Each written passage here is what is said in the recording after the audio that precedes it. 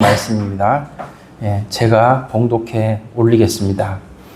오순절 날이 이미 이름에 그들이 다 같이 한 곳에 모였더니 호련히 하늘로부터 급하고 강한 바람 같은 소리가 있어 그들이 앉은 온 집에 가득하며 마치 불의 혀처럼 갈라지는 것들이 그들에게 보여 각 사람 위에 하나씩 임하여 있더니 그들이 다 성령의 충만함을 받고 성령이 말하게 하심을 따라 다른 언어들로 말하기를 시작하니라. 아멘. 오늘 말씀의 제목은 성령 충만에 대하여입니다. 오늘 이제 맥추감사 주일인데, 맥추감사 주일은 용어가 같은 날을 세 번 다른 세 가지 용어로 지칭합니다. 맥추절, 77절, 오순절 이렇게 지칭하고, 맥추감사절의 의미 이제 뒤에 주보에 이렇게 성경의 절기들 이렇게 수록했는데, 글씨가 작으시면 이제 따로 별도로 프린트한 거 보시면 되고, 또 교회 카톡방에도 올려드리고 할 텐데, 성경에는 이제 절기를 굉장히 소중하게 우리에게 가르치는데, 이게 마지막 때에 또 하나님의 섭리와 관계가 있거든요. 그래서 이제 주보 잠깐 보시면은 6월절, 무교절, 초실절은 2000년 전에 예수님의 십자가 사건으로 성취가 됐어요. 그리고 지금 이 시대는 이제 맥추절, 77절, 오순절의 절기가 계속 성취되고 있다, 이렇게 이해를 하시면 되고, 그리고 이제 예수님께서 재림하실 때 나팔절, 속죄일, 장막절이 이루어지는 겁니다. 이렇게 해서 성경의 절기가 또 시대와 역사를 이렇게 예언하는 그런 게 됩니다. 이제 그만큼 중요하고, 그러면 이제 지금 모든 전 세계 교회가 일어나서 신앙생활을 하는 것이, 이것이 이제 오순절, 맥추절과 관계가 있단 말이에요. 당연히 보리를 추수하기 때문에 거기에 감사하는 이제 농경의 그 날씨와 맞게, 계절에 맞게 그런 감사가 있지만, 이게 또 아주 중요한 의미가 있습니다. 아시는 분 아실 텐데, 이제 출애굽기 24장 12절을 보시면은 하나님께서 모세에게 이렇게 말씀하시죠. 내가 율법과 계명을 친히 기록한 돌판을 네게 주리라. 이렇게 그러니까 이제 십계명 두 돌판을 하나님께서 모세에게 주시겠다, 이렇게 말씀을 하시잖아요. 그런데 이게 이제 구약 시대에는 이 두 돌판이 이제 백성들에게 주어지는 게, 이게 맥추절과 관계가 있어요. 그래서 구약 시대에는 말씀을 수여받는 것, 이것이 이제 맥추절이다, 또 77절 오순절이다, 이렇게 이해를 하시면 되고, 그 다음에 신약 시대에는 이제 보니까 예레미야 31장 33절 말씀에 보니까 내가 나의 법을 그들의 속에 두며 그들의 마음에 기록하여 나는 그들의 하나님이 되고 그들은 내 백성이 될 것이라, 여호와의 말씀이니라, 이렇게 기록하고 있는데, 구약시대에는 두 돌판에 말씀을 새겨서 주신 거라면, 신약시대에는 이제 우리 마음판에 말씀을 새겨주시는 거죠. 그렇게 해서 이 맥추절은 말씀이 충만하게 임하는 것과 성령이 충만하게 임하는 것을 두 가지를 다 상징을 하게 됩니다. 구약은 이제 시내산에서 말씀이 수여가 되고, 신약 시대에는 예루살렘에 성령의 충만함이 임했다라는 것이죠. 오늘 본문 말씀에 그렇게 되고, 또 재미난 사실은 구역의 두 돌판 말씀을 받을 때, 그때 금송아지 우상 숭배하는 바람에 이때 이제 3,000명이 죽게 됩니다. 하나님께서 우상을 꺾으신 사건이 되겠죠. 그런데 신약에 오늘 사도행전 2장에 보니까 여기에 3,000명이 회개를 하고 또 세례를 받고 그리스도의 제자로 결단하죠. 그래서 이런 숫자까지도 이렇게 대비가 되면서 우리에게 이 구약의 말씀을 주신 것, 신약의 성령이 충만하게 임하신 것, 이것이 두 가지가 이렇게 우리에게 인식이 됩니다. 그래서 이제 정리하면은 맥추감사절의 의미는 말씀과 성령이다. 이렇게 됩니다. 한번 따라해 보겠습니다. 말씀과 성령이 맥주 감사 주일의 의미다. 예, 그래서 이렇게 해서 또 특히 신약 시대에는 성령의 충만함이 임하면서 교회가 시작됐다는 사실이에요. 그래서 교회가 굉장히 강력하게 시작이 된 거죠. 그리고 나서 지금까지 이제 2000년 동안 성령의 역사로 말미암아 지금 교회가 이렇게 이루어졌고, 지금도 성령의 역사와 말씀의 역사로 저와 여러분들이 이제 예배를 드리고 있다, 이렇게 되는 거죠. 자, 그래서 이제 첫 번째입니다. 이제 교회의 역사에 보시면은 성령 충만한 이 역사가 굉장히 재미난 사실이 있는데, 무슨 얘기냐면은 이제 사이클이 있다는 거예요. 마치 이스라엘의 그 농경 그 건기 우기처럼 그렇게 되더라는 거예요. 이 구약의 절기가 다 이 건기 우기랑 또 추수랑 맞물려서 돌아가는데, 이렇게 됩니다. 이른 비가 내리고, 그리고 이제 초실절, 그리고 좀 지나서 맥추절, 이렇게 추수를 한단 말이에요.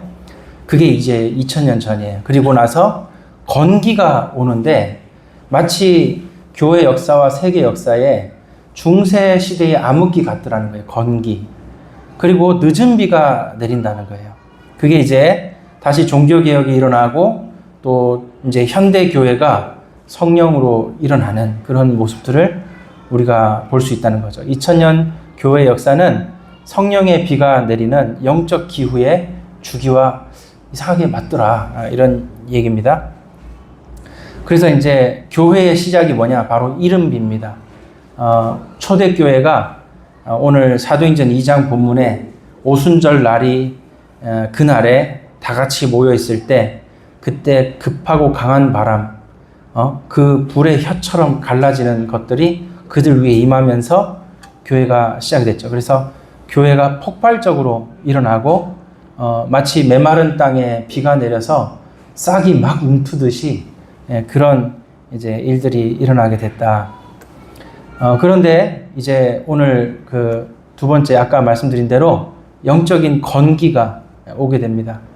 그 중세 시대에 왜 이렇게 영적인 침체와 암흑기로 들어가게 됐냐면, 이제 카톨릭은 미사라고 하잖아요. 우리는 예배라고 하는데, 이 카톨릭 미사에 이들은 이제 다 라틴어로만 미사를 한단 말이에요. 근데 라틴어로 미사하면은 프랑스인, 독일인, 영국인이 알아듣습니까? 못 알아듣습니까?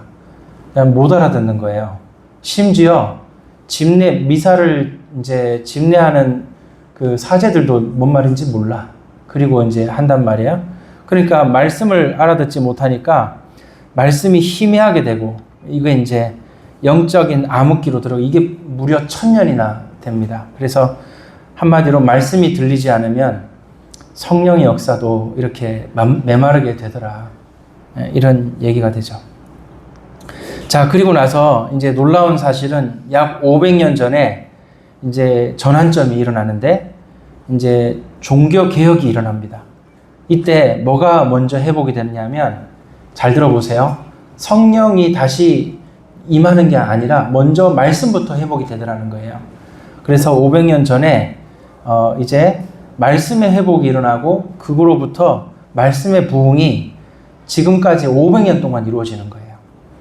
그래서 말씀의 회복이 곧 부흥의 전제 조건이라는 거예요. 이때 종교개혁 시대에 뭐가 일어났습니까? 성경이 번역되고, 번역된 성경이 이제 인쇄, 구텐베르크 이제 인쇄 개혁이 일어나, 그래서 인쇄가 막 되는 거예요. 그래서 루터가 번역한 독일어 성경이라든지 틴테일 성경이라 이런 것들이 막 번역된 영어, 독일어 뭐 등등의 성경들이 이제 인쇄가 돼서 사람들에게 널리 퍼지기 시작을 한다. 그러니까 즉 말씀의 회복이 되니까 부흥이 다시 일어나기 시작하더라. 그래서 여러분 아시다시피 청교도들이 얼마나 말씀에 뜨거웠는지 몰라요.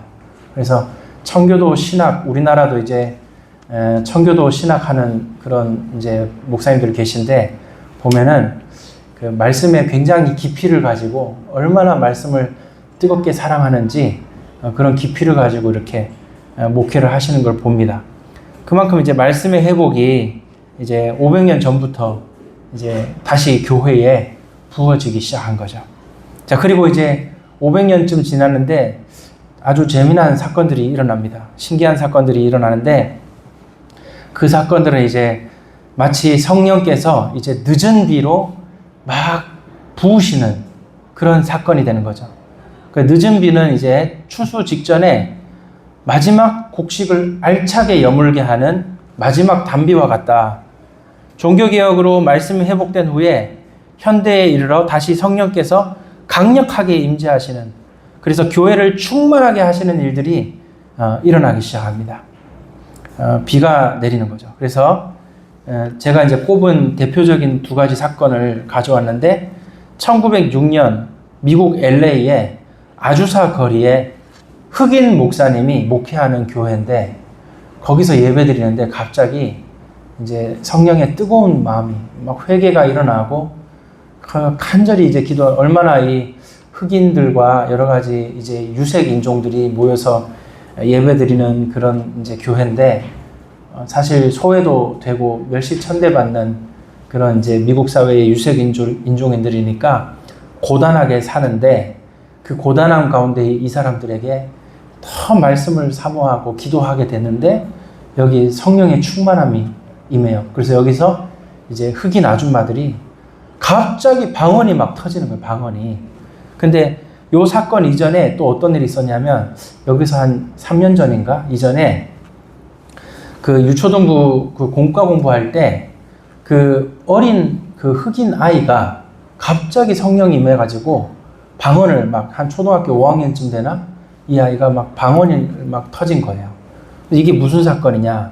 그래서 이런 이제 성령이 갑자기 뜨겁게 임하는, 그래서 이것 때문에 이제 오순절 교단이 만들어진 거예요. 오순절 교단은 그래서 성령 받으면 그 증거로 뭐라고 얘기하냐? 방언이 터진다. 이렇게 그래서 얘기를 하는 거예요. 왜? 여기 1906년 아주사 거리에서 성령이 뜨겁게 임할 때 이 사람들이 방언이 터졌거든요. 그래서 야, 이것 때문에 오순절 교단이 이제 창립이 되고, 여러분 지금도 개신교는요, 그냥 장로교, 침례교, 뭐 성결교, 감리교, 뭐 이런 교단들 있죠. 이런 교단에 비교가 안 될 만큼 오순절 교단이 훨씬 커요. 전 세계적으로 전부 다 뜨겁게 찬양하고 전부 다 뜨겁게 기도하고, 설교 시간에 조는 한이 있더라도 그렇게 찬양하고 그렇게 기도를 한다는 거예요. 이제 그렇게 됐다. 그러니까 이게 무슨 일입니까? 그러니까 이제 종교개혁이 일어나고 500년 동안은 말씀의 은혜 받고 이제 그걸 기반을 닦는, 물론 이제 여러 가지 시행착오도 많고 우여곡절이 많죠. 근데 그런 먼저 말씀이 역사하는 이제 역사적으로 그랬단 말이에요. 근데 지금은 어떤 일이 일어나냐면 성령이 역사하는 거예요. 성령이 그냥. 근데 말씀도 잘 모르는 사람들이 갑자기 막 뜨거워져가지고 그때부터 성경 읽기 시작하고 막 이런 일들이 일어나게 되더라. 그러니까 설명할 수 없는 일들이 막 일어나요. 여러분 지금 전 세계에서 가장 많이 부흥하는 교회가 이란 교회입니다. 이란 교회가 전쟁 중이잖아요. 지금도 뭐 전쟁 그쳤다고는 얘기하지만 얼마나 도시가 황폐해져 있겠습니까? 근데 여러분 전쟁 중에 선교사님들이 선교하겠어요? 안 하겠어요? 아유, 못하고 태반은 다 돌아왔을 거예요. 그러니까 해외 선교사님들도 안 계시는 그 이란 땅에 자발적으로 그 쿠르드족인가? 그 사람들 그렇게 뜨겁게 믿더만요. 뜨겁게 일어나는 거예요. 일어나서 몰라. 밤에 막 꿈꾸는데 예수님 만나고 막 이래요. 뭐 성경 알아서 믿는 게 아니야. 그냥 믿기 시작하는 거예요. 그래서 지금 올해 가장 크게 부흥한 교회가 이란 교회래요. 엄청난 그 믿음의 역사가 거기 일어나고 있다. 그냥 예배 시설 수 없어요. 그냥 길에서 손 들고 다 찬양하고 막 예배 드리고, 폭탄 맞아가지고 지붕 없는 앙상한 뼈대만 있는 건물 안에 모여가지고 그냥 뜨겁게 기타 한 대 들고 예배 드리고, 이렇게 이란 교회는 지금도 그렇게 하고 있다는 거예요. 근데 비슷한 시기에 1907년에 우리 대한민국 평양에 강력한 회개 운동이 일어났어요. 길선주 장로님으로부터 또 여러 이제 선교사님들 이렇게 해가지고 강력한 회개운동, 그때부터 우리 대한민국도 폭발적인 전도와 부흥이 일어납니다. 그 어떤 일이 되냐면, 그 전에는 선교사님들이 막 말씀을 가르치면은 그냥 뭐 이제 외국인이 말씀 가르치니까 잘 모르니까 그냥 듣고 어쨌든 조금씩 말씀 알아가고 성경 읽고 이렇게 하는데, 그런데 1907년 평양 대부흥이 일어나고 난 이후부터 막 죄를 회개하고 주일날 가게 문 닫아버리고 뭐 정말 난리가 났어요. 그리고 난 뒤에 이 사람들이 말씀을 너무 알고 싶은 거예요. 그러니까 제가 하고 싶은 말이 뭐냐면, 종교개혁 이후에는 말씀이 먼저 역사하고 성령이 임하신 거예요. 근데 지금은 이 1906년, 7년 이때 이후로는 성령이 먼저 임하시고 말씀이 열리는 경우가 막 생겨요. 그러니까 이게 뭐가 순서가 이게 맞다 저게 맞다가 아니라 이런 이제 일들이 많이 생기기 시작한다. 그래서 어떻게 되느냐? 성령이 임하셔서 강력하게 회개가 막 눈물이 터지는데 주체할 수가 없어요. 그냥 계속 눈물이 나. 그리고 난 뒤에 말씀을 알고 싶으니까 이제 말씀 사경에 뭐 한 달 동안 합니다. 뭐 아니면 뭐 2주, 3주 합니다. 그러면 솥단지 싸매고 저 지방에서 올라와가지고 그냥 밥 해먹어 가면서 거기서 이제 거적대기 깔고 누워 자면서 계속 아침, 점심, 밤으로 계속 말씀 사경회를 하는 거예요. 호롱불 켜가지고 하면서. 그렇게 해가지고 이사해서 배우고 내려와서 큰 은혜 받고, 또 다음 말씀 사경회 때는 이제 사복음서 배우고 큰 은혜 받고 내려와서 자기 고향 땅에 이제 농사 다 짓고 쉴 때 그렇게 한단 말이에요. 말씀 사경회를. 그러면 쉴 때 다 하고 내려와서 이제 자기 논밭 중에 한 켠을 닦아다가 건물을 지어요. 옛날 한옥식으로. 그렇게 뭘 짓느냐? 교회를 짓는 거예요. 그래서 지방에 그렇게 100년 된 교회, 120년 된 교회가 그렇게 많은 거예요. 그렇게 해서 우리 대한민국에도 일단 교회부터 짓고, 그냥 뭐 집사님도 아니야. 그냥 은혜 받고 교회 짓는 거예요. 그렇게 해서 모여서 성경이라도 읽고 하는데, 도대체가 예배 인도할 분이 없으니 그 당시 평양신학교의 고민은 어떻게 하든 목회자를 빨리 키워서 이미 세워진 교회에다 파송을 해야 되는데, 목회자가 모자란 게 그 당시 노회의 안건이더만. 목회자가 모자라가지고 어떡하냐, 경북 예천의 교회가 지금 뭐 200명씩 뭐 300명씩 모여서 예배 드리는데 목회자를 좀 보내달라는데 누가 갈고 이러는 거예요. 그렇게 해서 엄청난 부흥이 일어나게 됐다. 놀라운 사실이죠. 그게 이제 한 100년 전부터 지금까지 일어나는 일입니다. 아까 말씀드린 대로 오순절 교단도 엄청나게 일어난 거예요. 자, 그런데 이제 물론 그 이후에도 뭐 여러 가지 이제 성령 운동을 빙자한 이제 안 좋은 신비주의라든가, 또는 말씀의 부흥을 빙자한 뭐 율법주의적인 어떤 그런 잘못된 가르침이라든가 뭐 이런 것들이 교회 안에 여러 가지 있었고, 또 그 사이에도 뭐 이렇게 기복주의라든가 번영신학이라든가 또 현대신학이라든가 이런 여러 가지 이제 교회의 믿음을 무너뜨리는 그런 이제 시행착오도 많이 있었죠. 어쨌든 간에 지금도 여러분이 말씀을 강구하고 성령을 강구할 때 지금도 부흥이 일어난다는 사실입니다. 그래서 이런 이제 일들이 지금까지 이어져 왔다. 근데 여기서 중요한 건 뭐냐면, 여기 이제 표에 보시면 이렇게 올라왔다가 내려갔다가 다시 올라오는 이제 선이 보이죠. 초대교회 때 이른비, 중세교회 때 건기, 종교개혁 때 이제 구름이 일어나서 이때 부흥이 태동돼가지고 현대교회의 늦은 비로 다시 충만해지는, 이렇게 됐다. 그래서 초대교회 때 교회가 폭발적으로 성장했죠. 근데 지금 이제 여러분 잘 기억하셔야 됩니다. 지금 강력한 회개와 폭발적인 전도가 지금도 일어나고 있다. 여러분, 전 세계에서 선교사 제일 많이 파송한 나라가 어느 나라라고요? 순서 바뀌었습니다. 혹시 말씀해 보시겠어요? 예, 원래 대한민국이 1등이었잖아요. 근데 1등 뺏겼어요. 지금 그 예전에는 1등이 미국이었잖아요. 지금 1등이 누구냐? 브라질이에요.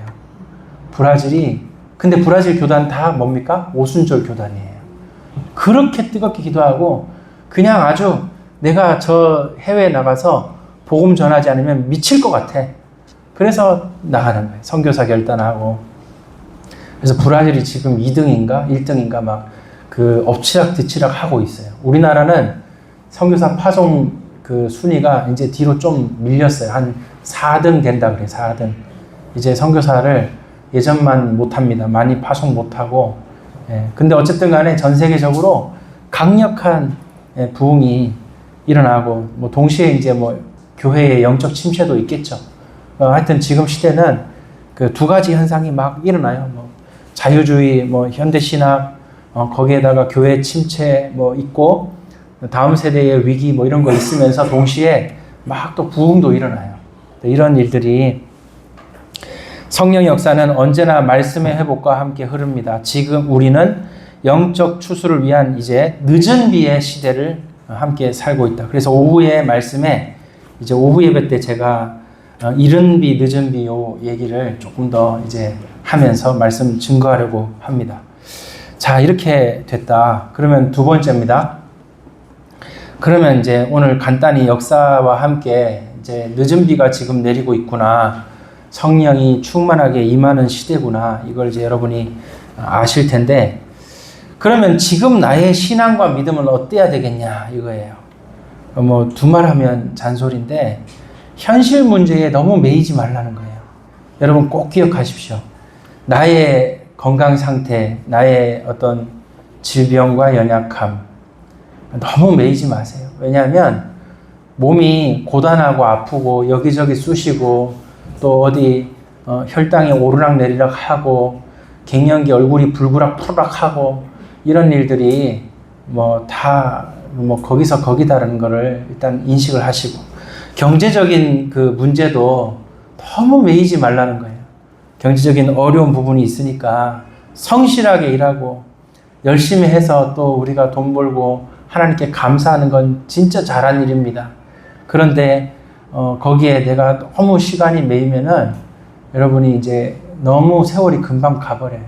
그래서 여러분 먼저 꼭 기억해야 될 사실은 현실 문제에 너무 연연하면서 살지 말자. 요걸 좀 권해드리고 싶어요. 하나님 주신 은혜 가운데 최선을 다해야 되겠지만은 먼저 예배를 중시하십시오. 먼저 모이기를 힘쓰고 먼저 말씀 읽는 거에 여러분의 중점을 두시고 기도하는 시간에 여러분의 삶을 두시길 바랍니다. 이게 중요하다. 그 다음에 현실 문제에 너무 연연하지 말고 성경 통독을 이제 제가 올해 계속 강조를 하죠. 그래서 성경을 통독하고 시편을 소리내서 읽어보시라, 잠언을 소리내서 읽어보시라, 전도서까지 소리내서 읽어보시라고 제가 강조를 드립니다. 사복음서 읽을 때는 예수님이 직접 말씀하신 왜 빨간 글씨 있죠? 그것도 직접 소리내서 읽어보세요. 이렇게 해서 성경을 열심히 읽어보시라. 자, 그러면 어떤 일이 일어나느냐? 그때 말씀과 성령이 여러분 가운데 역사하시면서 믿음과 삶이 자꾸 통합이 되는 거예요. 분리가 아니라 통합이. 자, 여러분의 믿음이 이제 말씀과 성령으로 강건하여지면서 이제 전도가 되어진다. 이 전도가 따로가 아니라 이게 자연스럽게 말할 수밖에 없는, 복음을 말할 수밖에 없는 상황이 된다. 그 다음에 믿음과 또 선교가 통합이 이루어진다. 여러분들이 선교적인 삶을 살게 된다라는 것이죠. 자, 세 번째입니다. 자, 그래서 성령 충만한 자의 삶을 살기 원합니다. 성령 충만하면 말씀의 사람이 됩니다. 왜 그러냐? 성령께서는 진리의 영이시고 지혜와 계시의 영이시기 때문에 에베소서에 지혜와 계시의 영이라고 나오고 또 요한복음 14장 요한복음에 진리의 영이라고 나오죠.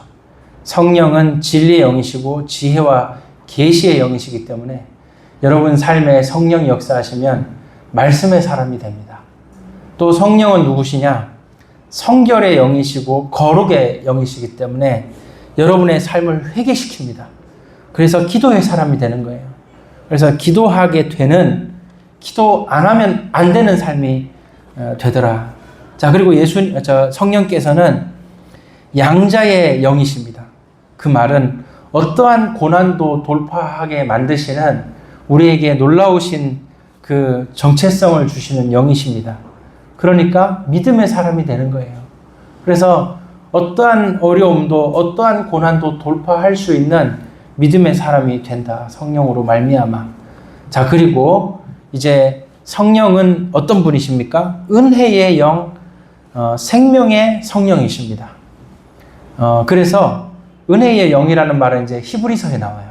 이 히브리서 10장인가?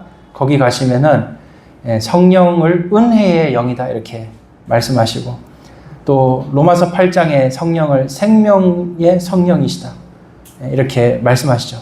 여러분이 성령으로 충만하게 되면 그 은혜로 더 씌워지고 생명으로 충만하게 되어 진정한 예배자로 살게 됩니다. 또 여러분이 성령 충만하게 되면 하나님의 영으로, 그리스도의 영으로 이제 임하시게 되죠. 그러면 이제 여러분들이 진정한 전도자로 살게 되죠.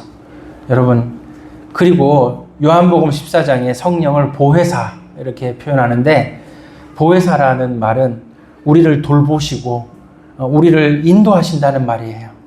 우리에게 은혜를 베푸신다는 말이에요.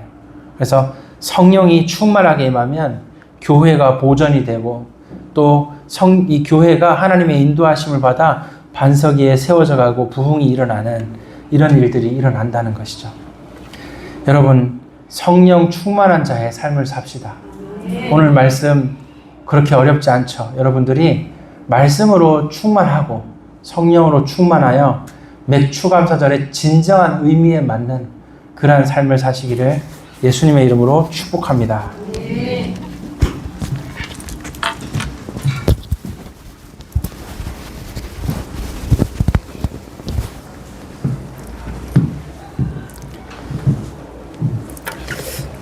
네, 이렇게 중간에 설교자가 바뀌는 거 처음이죠. 저도 처음인데요. 목사님도 처음이라고 아까 얘기하시더라고요. 뭐 너무 중요한 말씀, 역사적으로 또 하나님께서 새롭게 회복해 가실 늦은 비의 시대를 살아가는 여러분들 성령 충만하시길 바랍니다. 예, 저는요, 이제 말씀, 성령 충만에 대해서 말씀 준비해 달라고 해서 제가 기도하면서 좀 잔소리를 좀 해야 되겠다. 예, 좀 귀에 거슬리실 수도 있지만, 여러분들 성령 충만에 대한 느낌, 오늘 본문도 불처럼 뭐 바람처럼 역사하는 성령이 그들에게 임했다. 그래서 그들이 성령의 충만함을 받았다. 이렇게 했을 때 이미지가 어떻습니까? 막 성령 충만하다라는 이미지. 여러분들 언제 내가 진짜 성령 충만하구나 라고 느끼십니까? 많은 분들이 오해를 하시는 분들이 많아요. 내가 감정적으로 막 들떴을 때, 뭔가 내가 기분 좋은 일이 생겼어. 그럴 때, 이게 성령 충만 비슷한 건가? 라고 오해하시는 분들이 많더라고요. 그러니까 교회에서 성경적으로 말씀으로 잘 이렇게 못 가르친 거죠. 그래서 내 감정이 이렇게 들뜨고 내 감정이 이렇게 좀 채워졌을 때 이걸 성령의 충만함이라고 느끼시면서, 우리가 신앙생활 잘 된다라고, 잘한다라고, 기도응답 받았다라고 이야기할 때 여러분들,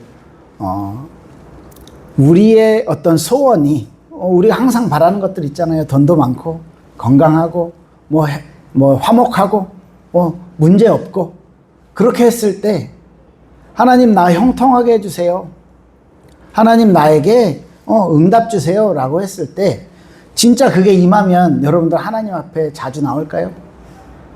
그게 성령의 충만함이라고 말할 수 있을까요 혹시? 우리들의 기도는 어떻게 보면 많은 일반적인 종교에 종교를 믿는 사람들이 원하는 그런 뭐라고 해야 돼요? 육신적인 축복들에 매여 있진 않습니까? 이거는 굉장히 우리 자신을 점검해야만 할 것입니다. 우리의 형통함이 다른 말로 해볼까요? 에이 아니에요 라고 분명히 반박하시겠지만, 도깨비 방망이 같은 금나와라 뚝딱 은나와라 뚝딱, 우와 우리의 예수 이름으로 기도합니다 아멘, 이게 또 다른 도깨비 방망이가 아닌가. 그죠? 예수 믿고 축복 받으세요라고 했을 때, 왜 예수 믿었는데 왜 이렇게 힘들어?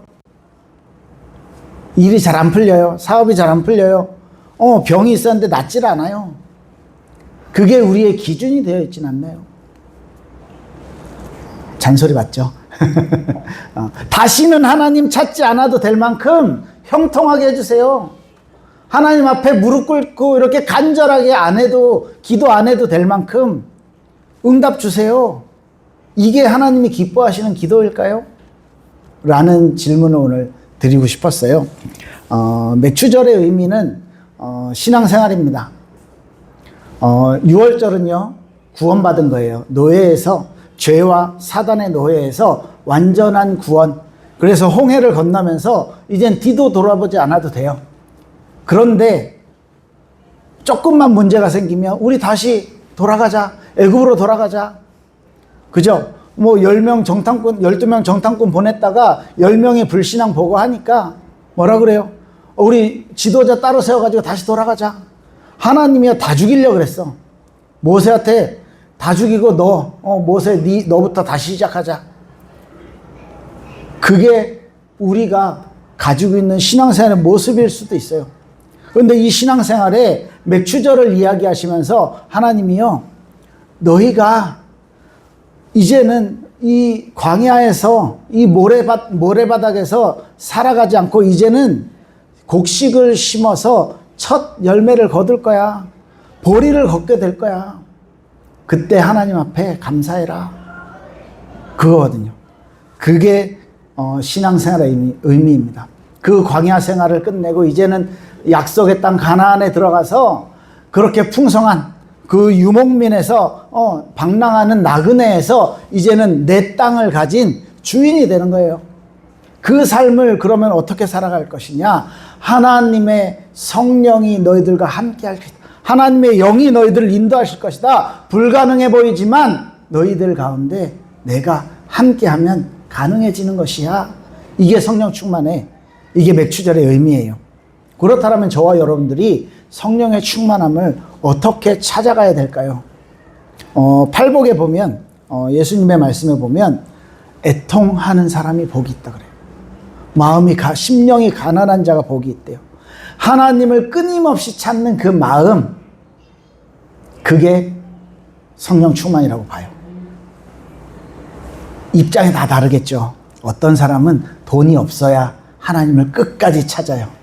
죄송합니다. 어떤 사람은요, 아파야 하나님을 끝까지 찾아요.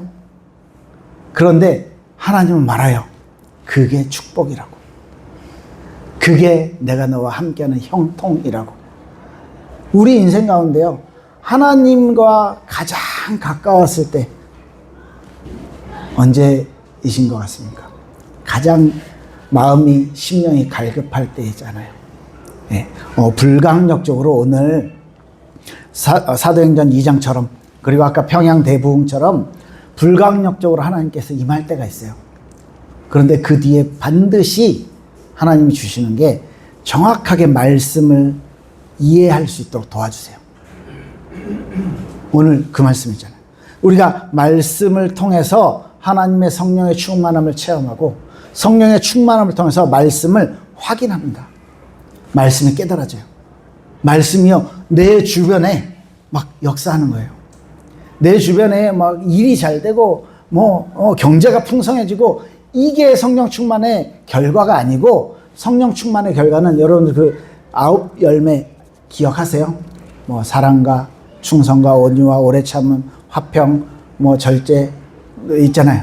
그게 성령의 열매가 9가지로 나타난다, 이게 아니라, 그 성령의 열매라는 단어를 원어로 보면 단수로 돼 있어요. 단수. 그러니까 성령께서 너희와 함께 하시면 강팍했던 내 마음이 온유해지는 거예요. 내가 못 참고 막 이라이라 1번 말이고 막 이렇게 화가 많은 사람이 오래 참게 되는 거예요. 사랑할 수 있게 되는 거예요. 다른 사람에 충성할 수 있게 되는 거예요. 절제할 수 있고. 이게 하나예요, 하나. 성령의 열매라는 단어가. 그러면 성령의 충만함이 우리에게 임한다는 것은 하나님이 나에게 은혜를 주신다는 겁니다. 하나님이 나를 진짜 사랑하신다는 거죠. 그랬을 때 결과로 나타나는 응답이 교회에 서로 사랑을, 서로를 섬기고, 그렇게 얄미웠는데 예뻐 보여. 저것도 귀여워 보여. 그 모습이, 이게 성령 충만. 그죠? 우리가 바라는 모습. 예수님이 왜 십자가에 못 박혔는지 아세요? 유대인들 자기들이 바라는 메시아가 아니었기 때문에 예수님을 십자가에 못 박았잖아요. 그렇게 생각 안 하십니까? 바리새인들이요, 얼마나 믿음이 좋은 사람들이었어요. 그 하나님을 잘 섬기기 위해서 자기 인생을 전부 다 율법에 내던진 사람들이에요. 바울도 얘기하잖아요. 내가 율법의 의로는 흠이 없고, 어렸을 때부터 바리새인으로 교육받고 훈련받고 자란 사람이에요. 그런 유대인들이요, 그려왔던 메시아가 있어. 하나님의 아들, 하나님이 보내신 메시아는 좀 대단해야 돼. 뭔가 막 특별해야 돼. 그런데 목수 아들이에요. 뭐 생긴 것도 좀 그저 그랬나 봐요. 우리 뭐 이렇게 영화 같은 데 보면 예수 엄청 잘생겼잖아요. 아마 그저 그랬나 봐. 그러니까 딱 봤을 때 뭐가 없어 보여. 그러니까 자꾸 자기가 하나님의 아들이라 그러는데 아닌 것 같은데 자꾸 하나님의 아들이라니까 죽이려고 막 공모하고, 그죠? 잡으려고 막 핑계거리 찾고. 이게 바리새인들의 모습이었어. 이게 대제사장의 모습이었어. 심지어 요한복음 11장에 보면 가야바 맞나? 뭐라고 하냐면, 한 사람이 온 백성을 위해 희생하는 게 좋은 일이다, 이렇게 말했는데, 이걸 그 당시 대제사장이기 때문에 자기 욕심 때문에 한 말인데 하나님이 그리스도의 십자가 사건을 예언하는 걸로 바꾸셨어요. 하나님은 하나님의 일을 하십니다. 우리는요, 성령의 충만함을 따라갈 때, 우리가 성령의 충만함을 구할 때 우리의 신앙생활을 돌아봐야 돼요. 회개라는 것은요, 하나님의 뜻으로 돌이키는 거예요. 그게 성령 충만이에요. 나를 성경에 비추어서, 하나님의 말씀에 비추어서 나를 제대로 보는 거. 우리 마지막 성경 구절 좀 찾아볼게요. 요한복음 아니고요, 이사야서 55장입니다. 이사야 55장 6절에서 11절까지 말씀을 볼게요.